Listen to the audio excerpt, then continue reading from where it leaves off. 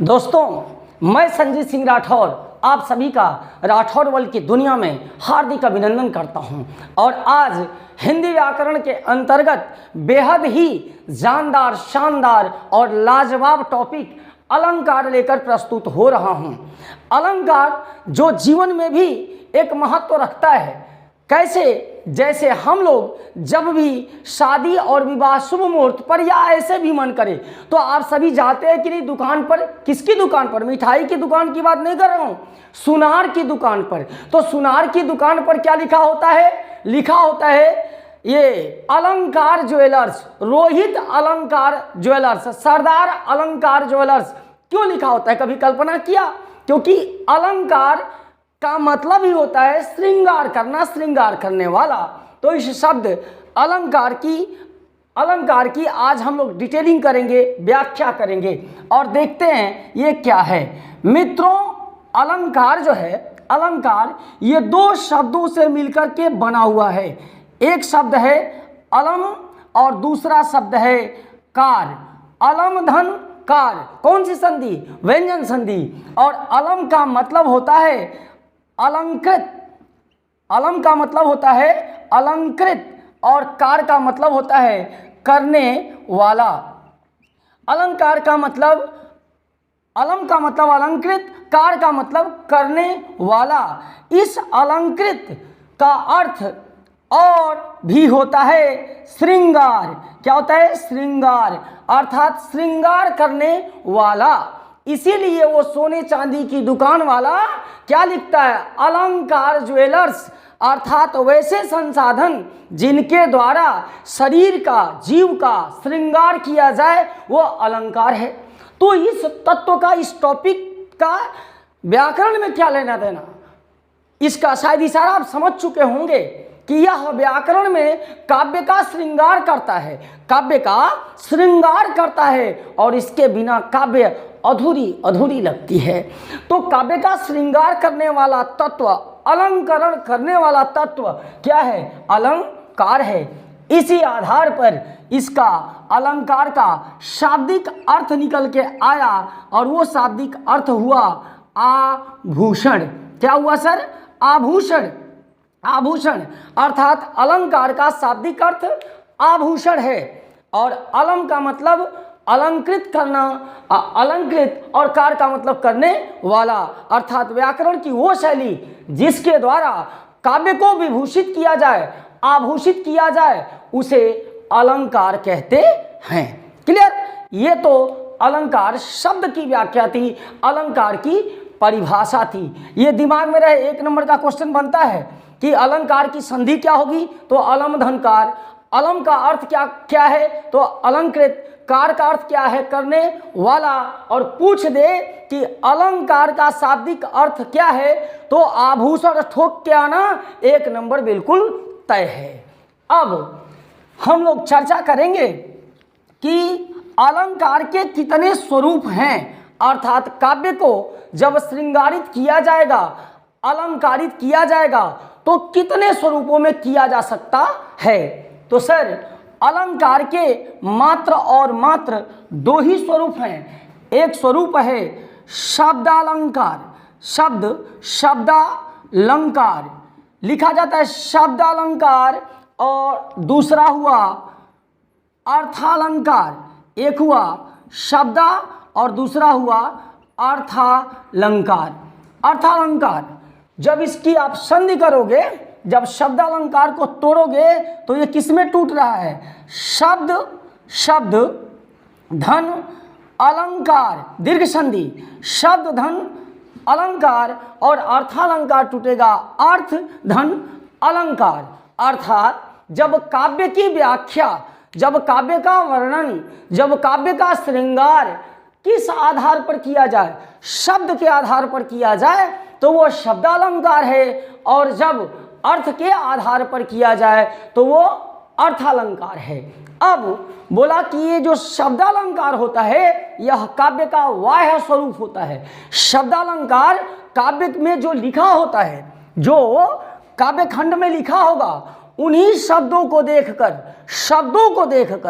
आप उस काव्य की व्याख्या करते हो। यह बाह्य स्वरूप है, जबकि अर्थालंकार में काव्य के अंदर रचित पंक्तियों का एक भाव निकाला जाता है, एक अर्थ निकाला जाता है, एक विस्तृत व्याख्या की जाती है।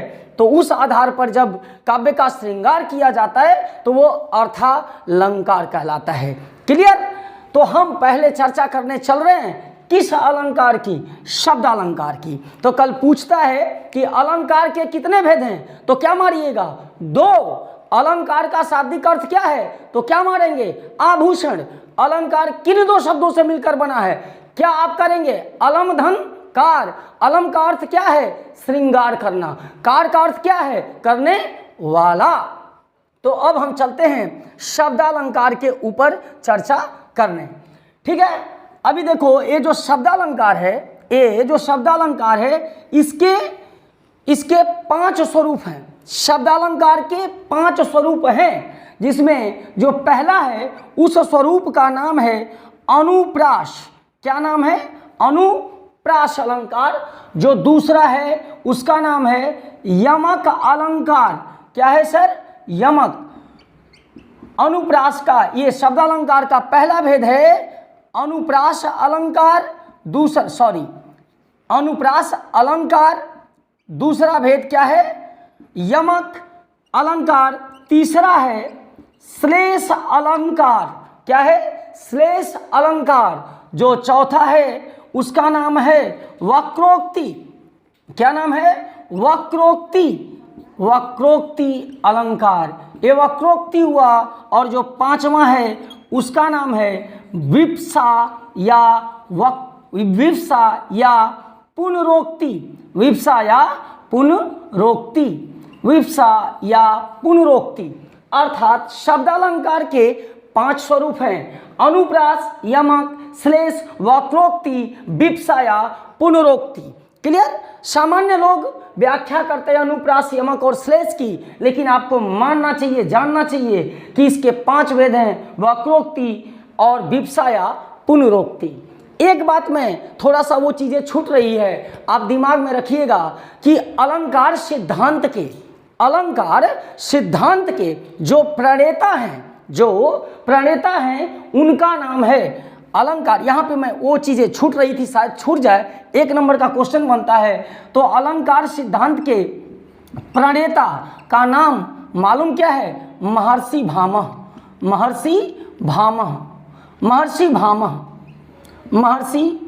क्लियर? महर्षि भामह। यानी अलंकार सिद्धांत का पूछता है कि अलंकार के प्रणेता कौन है, तो वो नाम है महर्षि भामह। जबकि इसके प्रतिष्ठापक अलंकार के प्रतिष्ठापक महर्षि दंडी हैं। क्लियर? महर्षि दंडी हैं।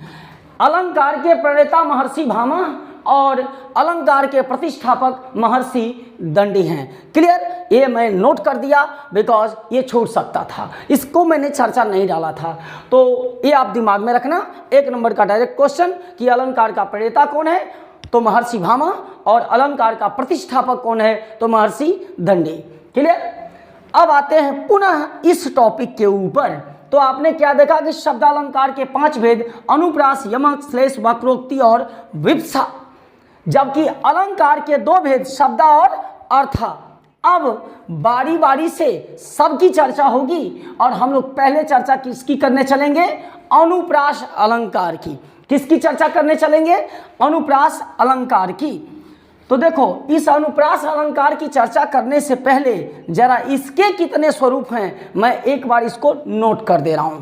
तो अनुप्रास के स्वरूपों की चर्चा की जाए तो पहला स्वरूप है किसका? अनुप्रास का पहला स्वरूप कहलाता है छे का अनुप्रास। क्या कहलाता है? छे का। जो दूसरा स्वरूप है वो कहलाता है वृत्त्या। जो तीसरा स्वरूप है वो कहलाता है लाटानुप्रास। जो चौथा स्वरूप है वो कहलाता है श्रुत्यानुप्रास। और जो 5वां स्वरूप है वो कहलाता है अंत्यानुप्रास। अर्थात इस अनुप्रास के भी 5 भेद, छे का, वृत्त्या, लाटा, श्रुत्या का त्वा। तो ये आप लोग बार बार दिमाग में रखते हो, सर हम तो ये अलंकारों के भेदों को भूल जाते हैं, तो यार सबसे बढ़िया ट्रिक है, सबसे आसान ट्रिक है कि आप देखो हमारे पास कितने हाथ हैं, कितने हाथ, 2, तो ये दोनों हाथ 2 अलंकार हैं, ये 2 हाथ 2 अलंकार हैं, एक शब्द तो दूसरा अर्थ। अब कहा कि शब्द अलंकार के कितने भेद हैं, तो एक हाथ में कितनी उंगली है, 5, एक हाथ में 5। ये देखो अपना अपना यार याद करने का, दिमाग में सेटिंग बनाने का तरीका है कि 2 हाथ, ये हमारा शरीर काव्य हो गया। सपोज दैट, उदाहरण ले लो, हमारा शरीर काव्य हो गया और इस काव्य को श्रृंगार करने वाले 2 तत्व हैं, नाम शब्दालंकार और अर्थालंकार। अब बोला शब्दालंकार के कितने स्वरूप हैं, तो शब्दालंकार यानी एक हाथ में 5 उंगलियां, अर्थात ये हैं कौन कौन सर, अनुप्रास, यमक, श्लेष, वक्रोक्ति, विप्सा या पुनरोक्ति। ठीक है, ये 5 हो गए भेद किसके, शब्दा के। अब बोला इसमें से भी इस अनुप्रास के कितने भेद हैं, तो देखो इसको दिमाग में रखना कि इस अनुप्रास के भी 5 भेद हैं। कौन कौन, छेका, वृत्त्या, लाटा, श्रुत्या और अंत्यानुप्रास। क्लियर। तो अब हम लोग चर्चा करने चलते हैं बारी बारी से। अभी यमक, श्लेष, वक्रोक्ति और विप्सा को गौण रखते हैं। अब चर्चा किसकी होगी, अनुप्रास की। आप शायद नोट कर लिए होंगे, आप इसको नोट कर लिए होंगे, तो मैं यहाँ से ये चीज़ें हटा दे रहा हूँ, यहाँ से मैं ये हटा रहा हूँ। और ये भेद मैंने 5 लिखे, इन 5 की व्याख्या मैं बड़ा ही क्लियर और कट करूँगा। हमारे ट्रिक्स भी होंगे, सिद्धांत भी व्याकरण के होंगे, और आप होंगे और हम होंगे, और इन चीज़ों को समझेंगे, आनंद लेंगे। क्योंकि आप जानते हो कि रस, छंद और अलंकार ये साहित्य के आनंद हैं, जिसमें रस का अर्थ शाब्दिक अर्थ आनंद है, छंद का शाब्दिक अर्थ आह्लाद करना, जो छद धातु से बनी है संस्कृत की, और श्रृंगार कौन करता है, अलंकार। तो हम पहले इस वीडियो में श्रृंगार करेंगे, दुल्हन को सजा लेंगे, खूब बढ़िया से सजाएंगे, स्टेज पर ले जाएंगे, किस में, रस में, तो पब्लिक को आनंद मिलेगा और उससे जीवन में मोक्ष की प्राप्ति कराएंगे, जीवन जीने की कला सिखाएंगे, किसके अंदर, छंद के अंदर।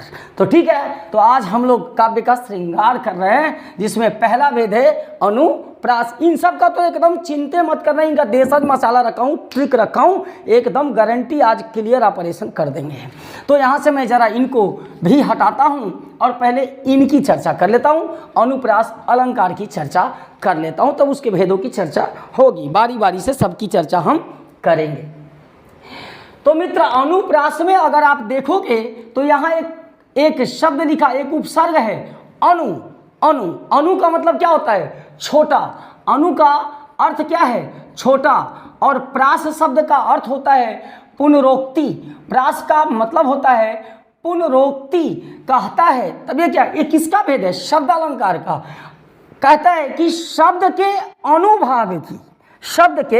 अनुभाग की पुनरोक्ति ही क्या है, अनुप्रास है। शब्द के अनुभाग की पुनरोक्ति ही क्या है, अनुप्रास है। और शब्द का अनुभाग, छोटा भाग क्या होता है, वर्ण होता है। क्या होता है, वर्ण होता है।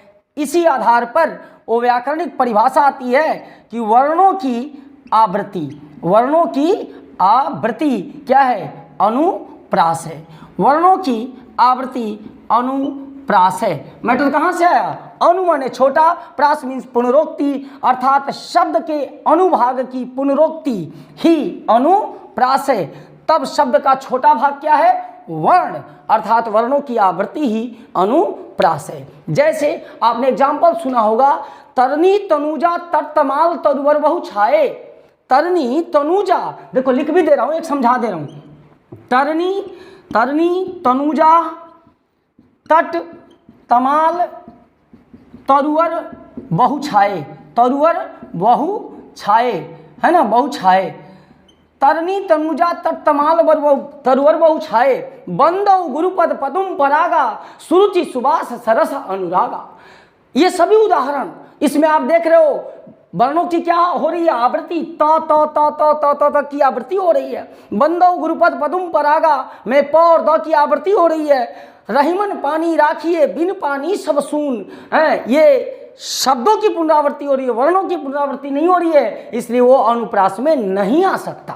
वो अनुप्रास में नहीं आएगा। लेकिन इसमें वर्णों की आवृत्ति हो रही है। तरनी तनुजा तत्तमाल तरुवर बहुछाए, बंदव गुरुपद पदुम परागा, सुरुचि सुबास सरस अनुरागा, कलावती केलीवती कलिंदजा खेल रही थी नवथल में। इन सभी में वर्णों की आवृत्ति हो रही है। इस आधार पर ये सभी के सभी उदाहरण किसमें चले जाएंगे?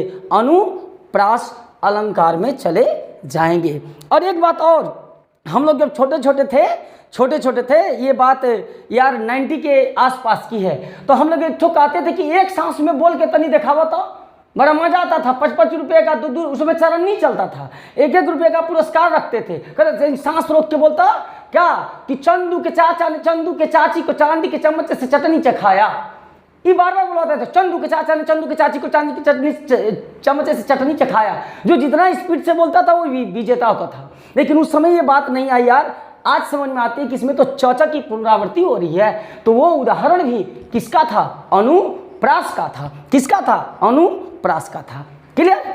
तो चलो भाई, ये तरनी तनुजा तत्तमाल तरुवर बहुछाए, ये हमने एक एग्जाम्पल लिखा जो अनुप्रास का है। अब अनुप्रास में भी बहुत सारे भेद हैं, उन भेदों की चर्चा मैं करूँगा।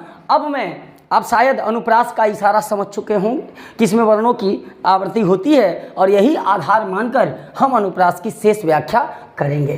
तो चलो अब हम यहाँ से ये चीज़ हटा करके और बात करते हैं कि अनुप्रास के स्वरूपों की। तो जो अनुप्रास अलंकार है, ये शब्द अलंकार का पहला स्वरूप था, अनुप्रास पहला था। अब हम अनुप्रास के पहले स्वरूप की चर्चा करने चल रहे हैं। और अनुप्रास का जो पहला स्वरूप है, नाम उसका क्या है? अनुप्रास के पहले स्वरूप का नाम है मित्र छेका अनुप्रास। छेका अनुप्रास। क्लियर? छेका अनुप्रास। तो देखो, छेका अनुप्रास के विषय में मैं कहूँ कि ये शब्द जो छेका है, छेका, ये देहात में बहुत चलता है। ये शहर वाले भी जानते हैं छेका, लेकिन हम लोगों क्या देहात में जब हम लोग की शादी हुई थी, हमारी शादी 2003 में हुई थी, तो शादी से पहले छेका होता था, बड़ेच्छा होता था। तो जमाना मॉडर्न हो गया, मोबाइलिए पर सब कुछ सेटिंग है, फाइनल हो रहा है यार। लेकिन उस समय ऐसा नहीं था, छेका बड़ेच्छा होता था, बड़ की इच्छा पूछी जाती थी। बड़ को बंधनों में बांधने की प्रथम प्रक्रिया छेका कहलाती थी। तो ये बताइए कि छेका एक बार होता था कि 2 बार होता था? छेका एक बार होता था। छेका मात्र एक बार होता था। ये देखो, ये याद करने का, समझाने का ट्रिक है प्रभु, ये कोई किताबी ज्ञान नहीं है, ये अपना टेक्नोलॉजी है दिमाग में घुसाने का। समझ रहे ना? घुस गया तो जीत गए, और नहीं घुसा तो राम नाम सत्य है, कहानी खत्म है। तो घुसाना तो पड़ेगा। अगर सफलता को प्राप्त करना है तो ट्रिक्स को, अपने नॉलेज को एंट्री तो कराना पड़ेगा। तो मैंने बस जस्ट एक अपने गांव से मैं अक्सर एग्जाम्पल्स लेके आता हूं, और आने वाले वीडियोज़ में आपको बहुत आनंद आने वाला है, ये गारंटी है। क्योंकि रस शुरू तो होने दो। जब मधुबन में जब गोकुल में हम देखेंगे कि कृष्ण से गोपियां मिलती हैं तो वो आनंद कैसा होता है, और विरह की ज्वाला में 1608 गोपियां जलती हैं, तो देखना वियोग श्रृंगार कैसा होता है। उसको हम लोग बिल्कुल प्रायोगिक जीवन में लेके उतारेंगे। वो टॉपिक होगा रस। लेकिन अब तो आज श्रृंगार कर रहे हैं, तो छेका तो सुने ही होंगे। भैया का छेका तोहार ने के छेका भइल, तोहार भी यार ने के भइल, तो भैया का छेका भइल बा ना, तो छेका तो एक में भइल। तो दिमाग में रखना कि छेका अनुप्रास में इसमें क्या होगा, छेका अनुप्रास में क्या होगा कि वर्णों की क्रमबद्ध तरीके से, वर्णों की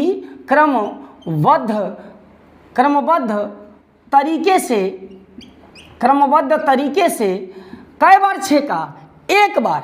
ये दिमाग में याद रखना, छेका एक बार पुनरावृत्ति करेगा, वृत्तियां 2 या 2 से अधिक बार पुनरावृत्ति करेगा। ये सब ट्रिक है पकड़ने का, क्योंकि एग्जामों में पूछेगा निम्नलिखित में से छेका अनुप्रास का कौन सा उदाहरण है। तो अगर ये दिमागों में ट्रिक नहीं रखबो ना तो कहानी खत्म। छेका एक बार छेका हुई जीवन में, तो वर्णों की क्रमबद्धता, वर्णों की क्या पुनरावृत्ति, यार यहाँ पर रिपीटेशन छूट गया है, शब्द एक छूटा हुआ है, पुनरावृत्ति, वर्णों की पुनरावृत्ति, रिपीटेशन, यहाँ पर एक शब्द छूट गया था, वर्णों की पुनरावृत्ति।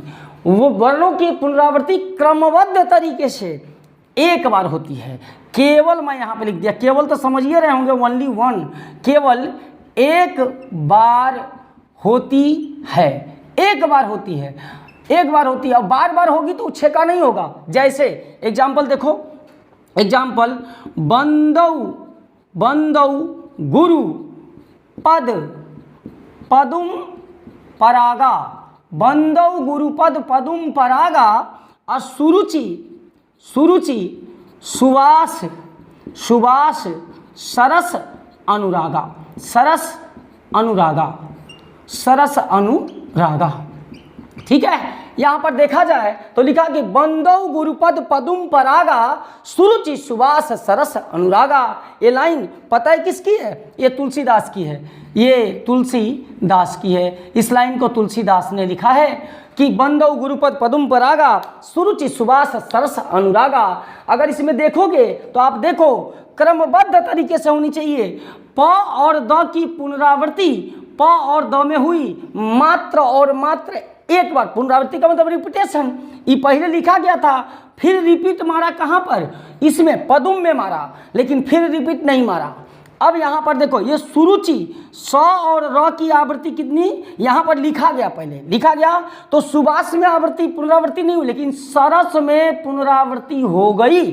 तो स और र की पुनरावृत्ति यहाँ पर हुई और प और द की पुनरावृत्ति यहाँ पर हुई। तो ये कितनी बार पुनरावृत्ति हुई? एक बार, एक बार, मात्र एक बार, और यहाँ एक बार। तो जब वर्णों की आवृत्ति, व्यंजनों की आवृत्ति केवल और केवल एक बार हो तो आंख बंद करके मार दीजिएगा छेका अनुप्रास। ओके, शायद समझ में तो आ गया होगा, नहीं आया होगा तो कमेंट, जो थोड़ा बहुत प्रॉब्लम होगा एग्जाम्पल्स में दिक्कतें होंगी, आप कमेंट बॉक्स में आना। मेरा मोबाइल नंबर आप सभी को तो पता ही है, फिर से मैं नोट कर दे रहा हूँ, 72 75 56 90 76। ये व्हाट्सअप नंबर भी है, आप इस पे कॉल कर सकते हो और आप देख सकते हो। एक बात आपको बता दे रहा हूं कि आप जब वीडियो के अंत में पहुंचेंगे तो हम आज आपको वीडियो के अंत में शब्दालंकार का मैजिक दिखाएंगे, मैजिक जादू दिखाएंगे। एक मैजिक स्लाइड रखा हूं, मैजिक स्लाइड। अब आप सोच रहे होंगे कैसा होगा, तो वीडियो के अंत तक रहिए। जब अंत में रहिएगा तो आज अंत में मैजिक स्लाइड तो दिखेगा आपको। आज हम अनुप्रास का पूरा मैजिक स्लाइड लेके चलेंगे आपके सामने, ठीक है। ये अनुप्रास का छेका अनुप्रास पहला एग्जाम्पल जिसको हम लोग डिस्कस कर रहे थे। और अब हम लोग किसकी चर्चा करेंगे? अनुप्रास के दूसरे स्वरूप की, दूसरे भेद की चर्चा करने चल रहे हैं, जिसका नाम है वृत्यानुप्रास। नाम है दूसरा भेद। यह अनुप्रास का दूसरा भेद नाम क्या है? वृत्यानुप्रास। नाम है वृत्यानुप्रास। वृत्यानुप्रास, वृत्यानुप्रास की अब चर्चा होने चल रही है। वृत्यानुप्रास, देखो भाई, वृत्यानुप्रास में आपने देखा थोड़ा, वृत्यानुप्रास में ये क्या लिखा हुआ? वृत्त लिखा हुआ है। क्या लिखा हुआ है? वृत्त लिखा हुआ है। और वृत्त में वृत्त क्या होता है? वृत्त क्या होता है? एक त्रिज्या होती है। वृत्त का कंसेप्ट ये है कि उसमें एक त्रिज्या होती है। ये एक त्रिज्या, ये सेंटर पॉइंट और ये एक बिंदु, ये त्रिज्या कहलाती है। और एक ही त्रिज्या जब बार बार आती है, बार बार सेम लंबाई की ये त्रिज्या बार बार आई, तो ये मिलकर किसका निर्माण कर देती है? वृत्त का निर्माण कर देती है। तो इसमें केवल एक त्रिज्या से काम नहीं चलता, ये हजारों बार रिपीट मारती है, कई बार रिपीट मारती है। तो जब एक वर्ण की बार बार आवृत्ति हो या एक से अधिक वर्णों की बार बार क्रमबद्ध तरीके में आवृत्ति हो, पहला वर्ण बार बार पहले पे मारेगा, बार बार रिपीट मारेगा, पहले पे मारेगा, दूसरा दूसरे पर रिपीट मारेगा, तो 100% वो वृत्यानुप्रास कहा जाना चाहिए। क्लियर? वो वृत्यानुप्रास होता है। और थोड़ा सा वृत्यानुप्रास में मैं 2-3 एग्जाम्पल्स लिखूंगा, तो यहाँ से इसको मैं हटा दे रहा हूँ और यहाँ पर एक हेडिंग लेकर के पुनः एक हेडिंग बनाता हूँ, जिसमें एग्जाम्पल्स के साथ चर्चा होगी। और हेडिंग क्या होगी? जो शब्दालंकार का दूसरा स्वरूप था वो क्या था? वृत्यानुप्रास। वृत्यानुप्रास, क्लियर? और वृत्यानुप्रास में क्या होगा? क्या होगा? वर्णों की अनेक बार आवृत्ति होगी। अनेक बार आवृत्ति होगी। एक बार नहीं, अनेक बार आवृत्ति होगी। ठीक है, एक बार नहीं, एक बार होगा तो छेका, और कई बार होगा तो वृत्त्या, अनेक बार आवृत्ति होगी। जैसे आपने देखा होगा तरनी, तनुजा, तट, तमाल, तरुवर, तरुवर बहु छाए, तरुवर बहु छाए, बहु छाए, बहु छाए। क्लियर? क्या लिखा? तरनी, तनुजा, तट, तमाल, तरुवर बहु छाए। इसमें देख रहे हो आप, इसमें आप देखो ये प इस शब्द का पहला वर्ण है, तो ये सब में ई एक बार रिपीट मार दिया, यहाँ पर ई एक बार रिपीट मार दिया। यहीं भी अगर खत्म होता तो ये छेका हो जाता, लेकिन ये क्या कर रहा है? तो ये कई बार मारा रिपीटेशन, एक से अधिक बार मारा, अनेक बार मारा, कम से कम रिपीटेशन 2 बार होना चाहिए। ये पहला रिपीटेशन और यहाँ पर ये दूसरा रिपीटेशन, 2 या 2 से अधिक बार जब रिपीट मारेगा तो आँखियाँ बंद करके क्या मारना होगा? वृत्त्या। एक बार मारेगा तो क्या मारबो? छेका। ऐसे कि छेका, छेका याद करके का तरीका बतौले, जिंदगी में एक के बार छेका हुई, एक बार, तो एक बार छेका हुई तो छेका में एक बार रिपीटेशन। अब वृत्त्यानुप्रास में कई छो त्रिज्या होता है, ये वृत्त है, ये वृत्त है, ये वृत्त है, ये वृत्त है, ये वृत्त है, ये वृत्त है, तो वृत्त्यानुप्रास में कई बार रिपीटेशन मारेगा तो वर्णों की बार बार आवृत्ति होगी। तो आप देख रहे हो ना कि ये तो की आवृत्ति हुई। और एक ठो एग्जाम्पल ले रहे हैं और एग्जाम्पल दे रहे हैं, जरा देखो। एग्जाम्पल दिया कलावती, कलावती, केलीवती, कलावती, केलीवती, कलिंदजा, कलिंदजा, कलावती, केलीवती, कलिंदजा। तो यहाँ पर देख रहे कलावती, केलीवती, कलिंदजा खेल रही थी नवथल में। तो यहाँ पर क की प्रथम वर्ण के रूप में ये एक बार आवृत्ति, ये 2 बार आवृत्ति। तो क्या हुआ? क्या कहा? 2, यहाँ लिख दे रहा हूँ, 2 या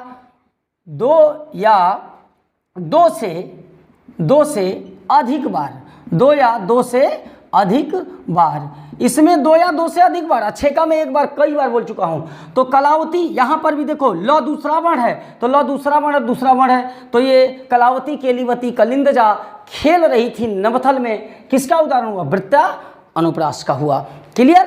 अब हम चर्चा करने चल रहे हैं। अब अगले बिंदु पर हम लोग चर्चा करेंगे लाटानुप्रास की। अच्छा, अब ये लाटानुप्रास हुआ, अनुप्रास का तीसरा स्वरूप लाटानुप्रास। और अभी तक हम लोगों ने चर्चा की छेका और वृत्त्या की।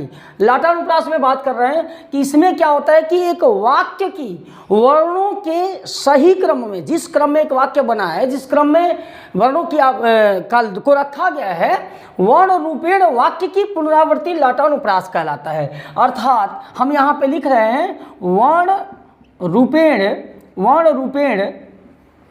वाक्य की आवृत्ति, वर्ण रूपेण वाक्य की आवृत्ति या पुनरोक्ति। इसमें वर्ण रूपेण वाक्य की पुनरोक्ति होती है। जैसे एक एग्जाम्पल हमने लिख रखा है कि हमको लिख्यो है कहाँ, हमको लिख्यो है कहाँ, हमको लिख्यो है कहाँ, हमको लिख्यो है कहाँ, पूछन सबे लागी, पूछन सबे लागी।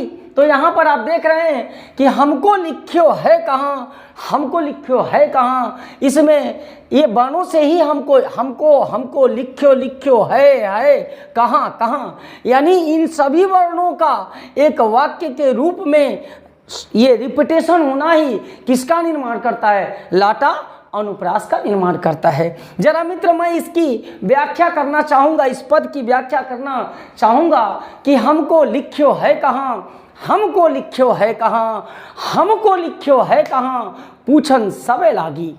ये घटना तब की है जब मधुसूदन कृष्ण प्रभु 16 कलाओं से विभूषित जब ब्रज में नहीं होते और चले जाते हैं अपने कर्तव्य पथ पर अग्रसर होने के लिए मथुरा। तो जब वहाँ जाते हैं तो वहाँ से उद्धव जी कृष्ण का संदेशा लेकर उन विरहनी गोपियों के पास आते हैं। जब वो कहते हैं कि मैं कृष्ण का संदेश वाहक हूँ, मित्र हूँ, तो आज के ज़माने में तो मोबाइल है ना, उस समय मोबाइल नहीं था। पत्र लिखा जाता था, संदेशवाहक पत्र लेकर के आता था। तो जब वो पत्र कहते कि मैं तो संदेशवाहक हूं, तो वो कहती है कि कृष्ण ने हमको, जब वो पत्र संदेश पढ़ना शुरू करते हैं तो सारी गोपियां इतना कृष्ण से प्रेम करती हैं कि कहती हैं कि हमको लिख्यो है कहाँ, उस पत्र में क्या कृष्ण ने हमारे बारे में लिखा है, कहाँ लिखा है, हमको लिख्यो है कहाँ। कभी राधा कहती हैं, कभी रंभा कहती हैं, अलग अलग गोपियों के नाम है, ललिता बनिता कहती हैं कि हमको लिख्यो है कहाँ, कृष्ण ने हमको लिख्यो है कहाँ, हमको लिख्यो है कहाँ, पूछन सबे लागी किससे, उधो से। तो इन पंक्ति में आपने देखा कि वर्ण रूपेण वाक्यों की पुनरावृत्ति हुई, इसलिए ये कहलाया लाटा अनुप्रास। ठीक है, ये हुआ लाटा अनुप्रास। और हमने जो उदाहरण दिया था ये वाक्य ब्रज का था, जहाँ उद्धव जी संदेशवाहक कृष्ण प्रभु का बन के आते हैं। अब हम चौथे अनुप्रास के चौथे स्वरूप की चर्चा करने चल रहे हैं। चौथे स्वरूप की चर्चा कर रहे हैं जिसका नाम है श्रुत्या। नाम है क्या? श्रुत्या अनुप्रास। श्रुत्या अनुप्रास। श्रुत्या अनुप्रास। श्रुत्या का मतलब श्रुत्या में श्रु धातु है, श्रुत्या में श्रु धातु है और श्रु मीन्स सुनना, अर्थात अनुप्रास का वह स्वरूप, अनुप्रास का मतलब ही है वर्णों की आवृत्ति, अनुप्रास का वह स्वरूप जो सुनने में रिपीटेशन मारे, सुनने में रिपीटेशन मारे, रिपीटेशन करे, आवृत्ति करे, वो श्रुत्या अनुप्रास है। अर्थात इसमें एक चीज क्या होती है कि इसमें केवल और केवल खासियत होती है कि अंतिम वर्ण समान होता है। इसमें ट्रिक क्या है कि अंतिम वर्ण समान, इसमें अंतिम वर्ण समान होता है। अंतिम वर्ण की पुनरावृत्ति कह सकते हो, अंतिम वर्ण की पुनरावृत्ति होती है, अंतिम वर्ण समान होता है। जैसे एक पद है, एक काव्य है कि कहत नटत रीझत खिजत मिलत खिलत लजिया।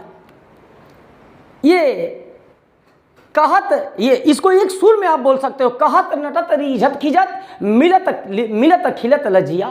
तो इसमें सुनने में रिपीटेशन है, श्रुत्या अनुप्रास है। तो यह उदाहरण किस में चला जाएगा? श्रुत्या अनुप्रास में कहत, क्या सर? कहत नटत रीझत खिजत मिलत खिलत लजियात, खिलत लजियात, मिलत खिलत लजियात। ये लीलाएं हैं, लीलाएं, ठीक है, लीलाएं हैं। कहते हैं एक लाइन में कि कहत नटत रीझत खिजत मिलत खिलत लजियात। इस काव्य में कौन सा अनुप्रास है? श्रुत्या अनुप्रास। क्योंकि देख रहे हो अंत में तो बोलने में ये रिपीटेशन लग रहा है। क्लियर? अब हम चौथे यानी पांचवें श्रुत्या अनुप्रास के बाद हम लोग चर्चा करने अब चल रहे हैं किस अनुप्रास की? अंत्या अनुप्रास। अंत्या अनुप्रास, अंत्या अनुप्रास की चर्चा चल रही है, जो अनुप्रास का पांचवा भेद है।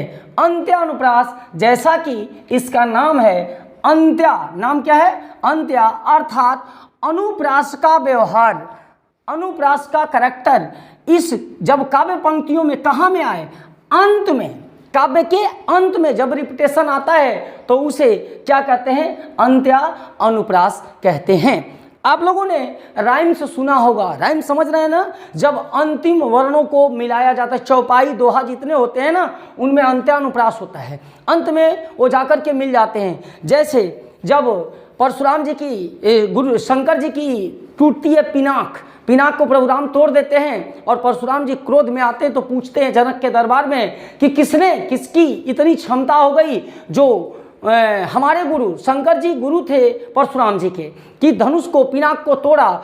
तो उस समय प्रभु श्री राम अपने ऐसे शीश को झुका करके अंगुलियों को जोड़कर कहते हैं कि नाथ शंभु धनु भंजनिहारा हो यहूँ क्यों एक दास तुम्हारा।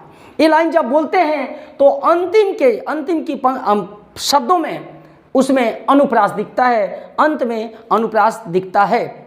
ठीक है, तो इसमें क्या होता है कि इसमें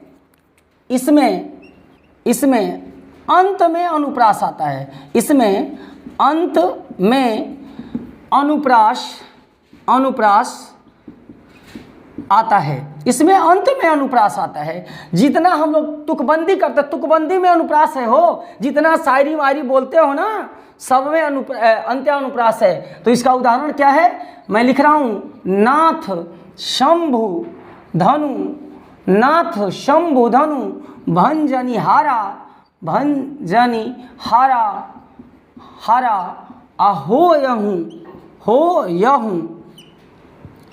यहूँ क्यों कौ एक दास तुम्हारा, दास तुम्हारा, ठीक है, तुम्हारा। तो अंत में ये हारा और हारा आना, ये हारा का हारा आना, ये तुकबंदी करना, ये दर्शाता है कि इसमें कौन सा अनुप्रास है, अंत्या अनुप्रास है। नाथ शंभुधन भंजनी हारा, अहो रघुकुल रीत सदा चली आई, प्राण जाई पर वचन न जाई। ये अंतिम में जाकर के उसके पंक्तियों में तुकबंदी होती है और वो अंत्यानुप्रास का उदाहरण बन जाता है।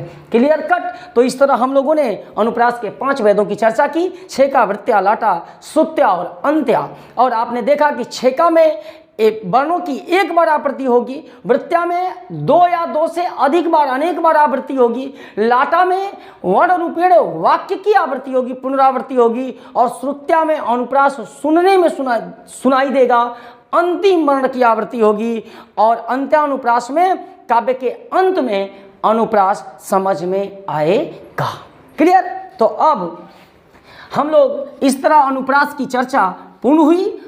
और अब दूसरे, यानी कि अब शब्दालंकार के दूसरे स्वरूप की मैं चर्चा करने चल रहा हूँ। नाम दूसरे स्वरूप का क्या है, जैसा कि मैंने लिखा था, यमक अलंकार। यमक अलंकार, यमक, यमक मित्र, ये जो यमक है ना, ये युग्म से बना, युग्म से बना, और युग्म का मतलब जोड़ा होता है, जोड़ा। और जोड़ा में कितना चाहिए, कम से कम 2, कम से कम 2 चाहिए। इसलिए यमक अलंकार के अंदर, यमक अलंकार के क्या होती है, के अंदर क्या होती है, शब्दों की आवृत्ति, शब्दों की पुनरावृत्ति, शब्दों की अनुप्रास में वर्णों की पुनरावृत्ति और यमक में शब्दों की पुनरावृत्ति होती है। देखो, यमक और श्लेष में बड़ा ही माइनर डिफरेंस है। आप डाउट में आ सकते हैं, आप संदेह में आ सकते हैं, गलत हो सकता है। उसका रीजन क्या होता है कि इसमें भी शब्द का रिपीटेशन होता है, उसमें भी शब्द का रिपीटेशन होता है, लेकिन दोनों में फर्क क्या है, जब मैं श्लेष बताऊंगा तो आपको समझ में आएगा। जब श्लेष की चर्चा होगी तो वो बात समझ में आएगी। अब मैं उदाहरण दे रहा हूँ, एक उदाहरण दे रहा हूँ। क्या, कनक, बड़ा ही फेमस उदाहरण है भाई। कनक कनक ते 100 गुनी, कनक कनक ते 100 गुनी, मादकता अधिकाय, मादकता अधिकाय, मादकता अधिकाय। फिर कहा, या खाए बौरात जग, या खाए बौरात, बौरात जग, वा पाए बौराय, वा पाए बौराय, वा पाए बौराय। ठीक है, ये उदाहरण किसका हुआ, सर यमक का। क्या कहा, कनक कनक, यहाँ कनक और कनक का रिपीटेशन हुआ, रिपीटेशन हुआ, और यहाँ बताया भी गया, अर्थ भी बताया गया है। कनक कनक ते 100 गुनी, यानी एक कनक की दूसरे कनक से 1-2 गुना नहीं, 100 गुना ज्यादा मादकता अधिकाय, मादकता है। कहा, या खाए, या माने यह, और यह माने अंग्रेजी में दिस, और दिस माने यह पहले को डिनोट करता है, और वाह माने वह दूसरे को डिनोट करता है। इसमें इस कनक का अर्थ दिया गया इस लाइन में। कहा, या खाए बौरात जग, कहता है तब कनक शब्द का पर्यायवाची होता है धतूरा और सोना, दोनों पर्यायवाची है। कनक का पर्यायवाची धतूरा सोना दोनों होता है। तो कहता है या खाए बौराय बौरात जग। तो इस लाइन के द्वारा आपने इस कनक का अर्थ समझाया धतूरा, क्योंकि धतूरा खाने की चीज है। और कहा वाह पाए बौराय, और पाने की चीज क्या, कनक माने सोना। तो इसमें आपने इसमें धतूरे की बात की, इसमें सोने की बात की। ठीक है, तो यमक में अर्थ क्लियर रहता है, शब्द का अर्थ दिया होता है, जबकि श्लेष में अर्थ नहीं देता। एक ही शब्द का बहुत सारा अर्थ, भिन्न भिन्न अर्थ काव्य पंक्तियों में चिपका होता है, जिसको समझना होता है, अर्थ बताना होता है, वो पर्यायवाची नहीं होते और यमक में पर्यायवाची होता है। क्लियर? और भी मैं उदाहरण ओरल बोल दे रहा हूं कि 3 बेर खाती थी, 3 बेर खाती थी, वो 3 बेर खाती है। इस पंक्ति में एक नारी के काव्य कालखंडों का वर्णन है, जिसमें एक गरीबी का परिवेश, एक अमीरी का परिवेश है, जिसमें एक बेर जो है वो फल का पर्याय है और एक बेर समय को भी कहते हैं, रिपीटेशन को कहते हैं। 1 बार 2 बार 3 बार, कब बेर खैला है? 2 बेर खैली है, 3 बेर खैली है, 4 बेर खैली है। पहले का आदमी 10-10 5-5 बेरी खात रहा, अब तो 1 बेर में कहानी खत्म बा। तो बेर माने बार, कई बार खाए, और बे मने बैर। तो ये उदाहरण किसके थे सर? यमक के उदाहरण थे। ठीक है, शेष अगर कुछ भी दिक्कत होगी तो राठौर वर्ल्ड की दुनिया आपका स्वागत कर रहा है और मैं आपका यस के सर औरों के लिए संजीत सिंह राठौर आपका कमेंट बॉक्स में व्हाट्सएप पर हमेशा इंतज़ार करता हूँ। टकटकी लगी रहती है कि कब मेरा बबुआ, कब मेरा छोटका भाई, कब मेरा शिष्य, कब मेरी बहना क्वेश्चन पुट करेगी और मैं उसके उलझनों को सुलझा सकूं। तो चलो अब हम लोग चर्चा करने चल रहे हैं तीसरे अलंकार की। नाम है तीसरे अलंकार का श्लेष अलंकार। नाम है सर श्लेष अलंकार। ठीक है, अब देखो श्लेष अलंकार का मतलब है कि ये जो श्लेष है ना, श्लेष एक धातु से बनी है। संस्कृत की एक धातु है श्लिष। श्लिष संस्कृत का धातु का क्या नाम है? श्लिष। ये श्लिष एक धातु है और श्लिष का मतलब होता है चिपका हुआ, चिपका हुआ, चिपका हुआ। इस श्लिष, श्लेष श्लिष से बना और श्लिष का मतलब चिपका हुआ होता है। अर्थात जब, यही कारण कि इस अलंकार में एक शब्द के अनेक अर्थ चिपके होते हैं। चिपके होते हैं अर्थात क्लियर नहीं होता है, चिपके होते हैं। ठीक है, चिपके होते हैं। और क्यों? क्योंकि श्लिष का मतलब होता है चिपका हुआ। अर्थात अभी इसमें उसमें वो ये पर्यायवाची नहीं होता, कोई शब्द पर्यायवाची नहीं होता, बल्कि अर्थ को समझना होता है, ये अर्थ बताता है। जैसे एग्जाम्पल में मैं लेता हूँ, क्या ले रहा हूँ कि सुवर्ण को, हाँ ये एग्जाम्पल ले रहा हूँ कि चरण धरत चिंता करत, चरण धरत चिंता करत, चितवत चारू ओर, चितवत चारू ओर, बोला सुवर्ण को ढूंढत फिरत, सुवर्ण को ढूंढत फिरत, कवि व्यभिचारी चोर, कवि व्यभिचारी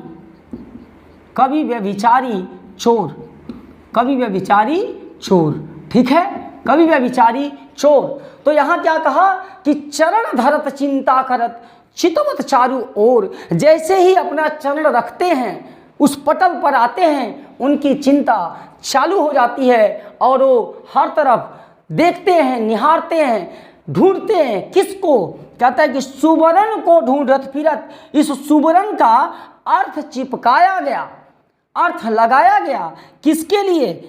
इन 3 के लिए। इस सुवर्ण का अर्थ चिपकाया गया पद में इन 3 के लिए। कहा कवि व्यभिचारी चोर, और तब यहाँ पर 3 अर्थ चिपकाया हुआ है। ये पर्यायवाची नहीं होता कि सुवर्ण का पर्यायवाची कवि है, या मैं यहाँ पर अर्थ लिखूं तो ये कवि के लिए सुवर्ण, वर्ण का मतलब क्या होता है? अक्षर। तो इस कवि के लिए क्या पर्याय है? सुवर्ण का पर्याय क्या है? अक्षर का है। इस व्यभिचारी के लिए सुवर्ण का अर्थ चिपक के आ रहा है क्या? सुंदर काया से, सुंदर काया से। ये कामी पुरुष है, ये व्यभिचारी है, इसका आचरण ठीक ठाक नहीं है, ये गड़बड़ आदमी है, ये दिन भर सुंदर काया के चक्कर में इधर उधर भटकते रहता है। और फिर एक कहा कि इस सुवर्ण का अर्थ चोर के लिए बताया गया सोना यानी कि धन। तो आपने 3 अर्थ लगाए, 3 अर्थ चिपकाए, सुवर्ण का एक अक्षर, एक काया और एक सोना, जबकि ये सुवर्ण के तीनों पर्यायवाची नहीं है। और यमक में वो कनक का पर्यायवाची सोना और धतूरा था। जैसे और भी एग्जाम्पल होता है कि रहीमन पानी राखिए बिन पानी सब सून, पानी गयो न उबरो मोती मानुस चून। यहाँ भी पानी का अर्थ चिपकाया जाता है मोती से चमक के लिए, मनुष्य से इज्जत के लिए और चूने से अस्तित्व के लिए, जबकि उनका वो पर्यायवाची और उनका वो अर्थ नहीं होता। तो श्लेष और यमक में यही माइनर डिफरेंस है कि श्लेष में उनका पर्यायवाची प्रयोग होता है, अर्थ होता है, जबकि श्लेष में वो अर्थ जबरदस्ती आप एक सेंस लगा के चिपका देते हो, सटा देते हो। क्लियर? तो चलो ये था। जैसे एक और श्लेष का उदाहरण बहुत ही बार पूछा गया, उदाहरण था कि मंगन को देख देत पट बार बार है। मंगन को देख देत पट बार बार है, ये भी उदाहरण श्लेष का है। क्लियर? अब ये शब्दालंकार का चौथा स्वरूप नाम क्या? वक्रोक्ति। नाम वक्रोक्ति अलंकार। वक्रोक्ति शब्द मित्र देखो जरा, ये शब्द क्या कर रहा है? वक्र। और वक्र, वक्र का मतलब क्या होता है? टेढ़ा। वक्र का मतलब टेढ़ा, यानी ये ऐसी उक्ति, वक्रधन उक्ति, ऐसी उक्ति कि आप कहें कुछ और हम समझे कुछ और, यह लगभग व्यंग्यात्मक होती है। यानी आप कहें कुछ, कह कुछ और है और अगला अर्थ कुछ और समझ रहा है। अर्थात इसको अगर मैं परिभाषित करूं या इसको लिखूं तो क्या होगा कि प्रत्यक्ष जो अर्थ समझ में आ रहा है काव्य का, उसके अतिरिक्त, प्रत्यक्ष अर्थ के अतिरिक्त कौन सा अर्थ रखता है? प्रत्यक्ष अर्थ के अतिरिक्त इसका एक भिन्न अर्थ होता है। इसका क्या होता है? भिन्न अर्थ होता है। भिन्न अर्थ होता है। इसमें प्रत्यक्ष जो आपको अर्थ दिख रहा है काव्य में, उससे अलग अर्थ होता है, उसको लोग अलग समझ जाते हैं। बोले आप कुछ और, हम किसी को बढ़िया बोल रहे हैं और उल्टे समझ रहा है, तो ये कहलाती है वक्र उक्ति, यानी टेढ़ी उक्ति, अलग उक्ति। अब इसका हम उदाहरण बड़ा ही जबरदस्त, बड़ा ही रसीला, बड़ा ही रसिया लेके चलेंगे और उदाहरण ले रहे हैं। उदाहरण पर क्या लिख रहे हैं कि द्वार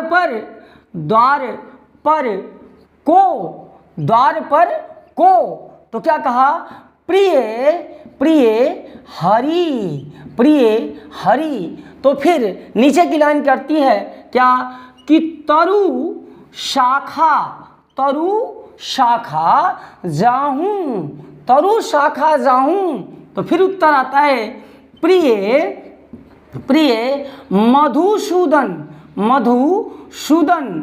मधुसूदन। तो फिर आता है, फिर अंतिम लाइन क्या आती है? ये राधा जी की लाइन है, क्या कहती हैं? तेरो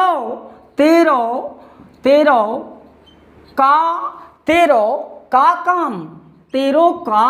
काम, ये लाइन आती है। देखा आपने? अब मैं जब तक इसका अर्थ नहीं समझाऊंगा ना, आपको समझ में नहीं आएगा। बिकॉज ये काव्य पंक्ति कह रहे कि द्वार पर को प्रिय हरि, तो तरु शाखा जाऊं प्रिय मधुसूदन, इसको मैं समझा रहा हूं। ये वाकया बड़ा ही शानदार है, जरा कायदे से समझना। क्या होता है कि राधा जी माँ, जिनको हम माँ कह सकते हैं, माँ राधे कहाँ हैं? अपने दरवाजे के अंदर हैं, घर के अंदर हैं, और दरवाजे पर पहुँचते हैं प्रभु उनके सखा कौन? श्री कृष्ण पहुँचते हैं कहाँ? दरवाजे पर। और माँ ने कुंडी लगा रखी है, माँ राधिका ने कुंडी लगा रखी है अंदर से। तो दरवाजे पर पहुंचकर श्री कृष्ण जी, प्रभु श्री कृष्ण दरवाजा ऐसे खटखटाते हैं, कहते हैं दरवाजा खोलो। तो राधिका जी कहती हैं क्या? द्वार पर को। तो राधिका पूछती हैं कि भाई कौन हो तुम? द्वार पर तुम कौन हो? तो उत्तर देते हैं कौन? प्रभु कृष्ण क्या देते हैं? प्रिय हरि। कहते हैं कि हे प्रिय, मैं हरि हूँ। प्रभु श्री कृष्ण हरि, उनको भगवान कहा भी जाता है। तो ये एक प्रेमी प्रेमिका, हम लोगों की तो माँ है ना, राधिका माँ है, लेकिन वो तो यहाँ एक प्रेमी और प्रेमिका की, नायक और नायिका की नोक झोंक चल रही है। तो कवि ने लिखा कि द्वार पर को, तो माँ राधिका पूछती है कि कौन है द्वार पर खड़ा? तो श्री कृष्ण कहते हैं कि प्रिय मैं हरि।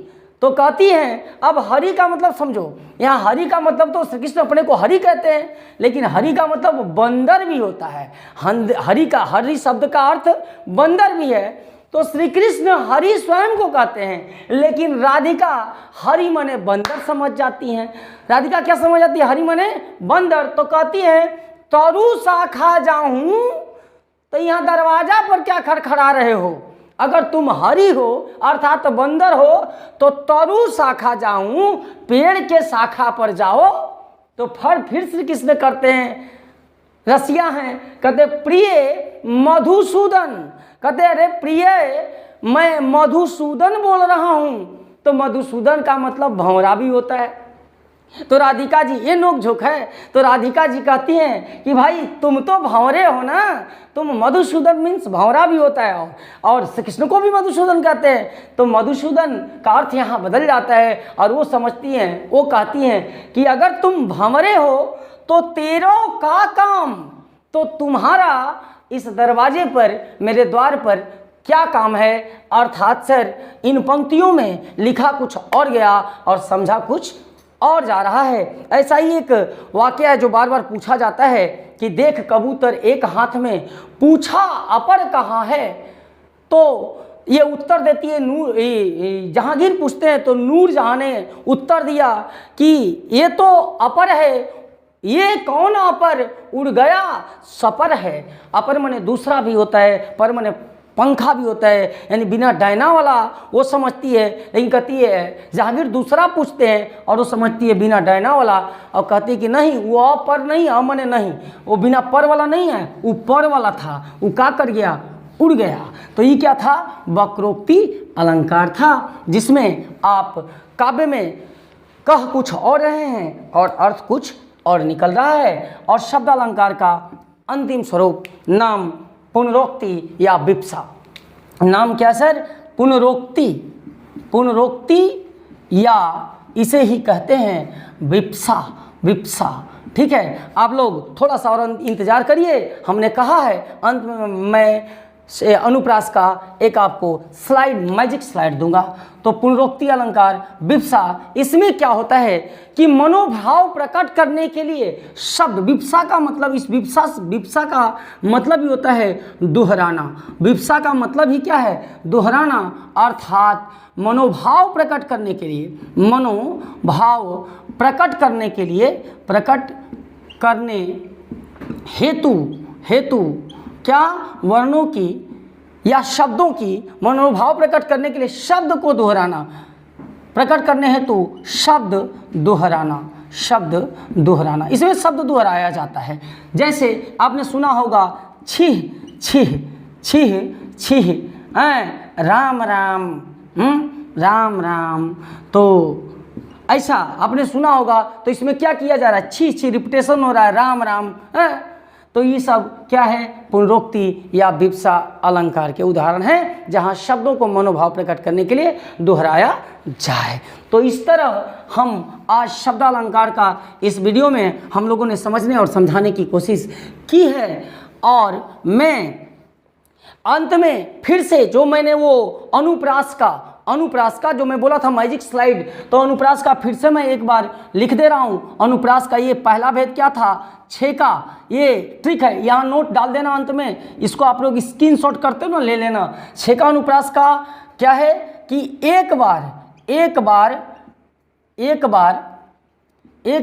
वर्ण की आवृत्ति, एक बार वर्ण की आवृत्ति, ये ट्रिक है, ट्रिक समझना। या दूसरा भेद क्या है? वृत्त्या। तीसरा क्या है? लाटा। चौथा क्या है? चौथा क्या था? श्रुत्या, श्रुत्या। और पांचवा क्या है? गत्या, गत्या नहीं, सॉरी, अंत्या, अंत्या। इनका मैं ट्रिक यहाँ पे लिख दे रहा हूँ। 6 का में एक बार वर्ण की आवृत्ति, एक बार वृत्त्या में अनेक बार आवृत्ति, अनेक बार आवृत्ति। आवृत्ति कम से कम कितनी बार होनी चाहिए? 2 और 2 से अधिक। लाटा में वाक्य की पुनरोक्ति, वाक्य की पुनरोक्ति। और ये श्रुत्या में सुनने में अनुप्रास। और क्या होता है? अंतिम वर्ण समान। और ये अंत्या में है कि इसमें क्या होता है? तुकबंदी होती है, तुकबंदी होती है, अर्थात अंत में अनुप्रास, अनुप्रास। ठीक, इसको दिमाग में रख लेना कि एक बार आवृत्ति छेका है, बार बार आवृत्ति वृत्या है, वाक्य की आवृत्ति लाटा है, और ये क्या बोल सुनने में आपको सुनाई दे, अंतिम वर्ण आवृत्ति करे तो सुत्या है, और अंत में अनुप्रास दिखे तो वो तुकबंदी दिखे तो वो क्या है, अंत्या अनुप्रास है। क्लियर? तो मित्रों, इस तरह हम लोगों ने शब्द अलंकार की आज चर्चा एक बेहद ही आसान तरीके से किया। आप लोगों ने अपना बहुमूल्य समय दिया और देना तो पड़ेगा, क्योंकि आप भी जानते हो कि सफल होने के लिए मेहनत करना पड़ेगा, और संघर्ष ही हम मध्यम वर्गीय परिवारों का मात्र और मात्र एक रास्ता है। और मेहनत खूब करो, जम के करो, और राठौर वर्ल्ड के वीडियोज़ को उन बच्चों तक पहुंचाओ जहां तक अभी ये वीडियोज़ नहीं पहुंचे हैं। और मैंने एक प्लेलिस्ट भी बना रखी है, राठौर वर्ल्ड में एक प्लेलिस्ट बना रखी है जिसमें 12 वीडियो हैं, और ये 13वां वीडियो उसमें जाएगा।